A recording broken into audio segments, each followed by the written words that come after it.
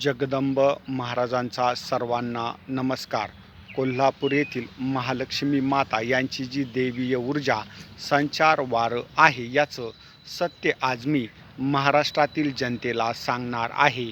महाराष्ट्रातील कित्येक देवी भक्त माता भगिनी सहज मला कोल्हापूर येथील महालक्ष्मी माता अंबाबाई प्रसन्न आहे असं सांगत आहेत.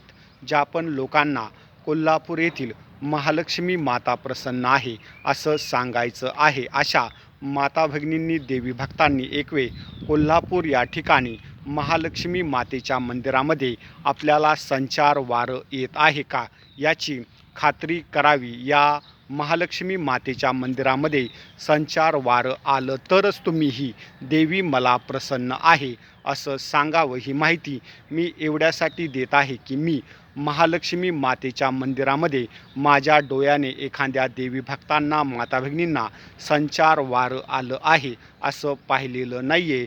या माता महालक्ष्मी खूप कडक आहेत आणि या सहजासहजी कुणालाही प्रसन्न होत नाही आहेत. 10-5 लाख लोकांमध्ये एखाद्या देवी भक्तावर ही आपली कृपादृष्टी ठेवून ही देवी आपल्या संचार वार याचं नाव करण्याची जबाबदारी एखाद्या देवी भक्तावर देऊ शकतात. परंतु आज महाराष्ट्रामध्ये अशी परिस्थिती आहे की सहजासहजी लोक माता भगिनी मला कोल्हापूर येथील अंबाबाई प्रसन्न आहेत असं सांगत आहेत. त्याच्यामुळे माझ्या मातेची जी ऊर्जा आहे संचार वार याच्या नावाला धक्का लागत आहे. मी महाराष्ट्रातील सर्व देवी भक्तांना माता भगिनींना अशी विनंती करतो, तुम्हाला कोल्हापूर येथील महालक्ष्मी मातेच्या मंदिरामध्ये संचार वार आलं तरच ही देवी तुम्हाला प्रसन्न आहे असं सांगावं. अन्यथा महालक्ष्मी मातेसारख्या शक्तिशाली देवीचं नाव कुणीही महाराष्ट्रातील देवी भक्तांनी खराब करू नये.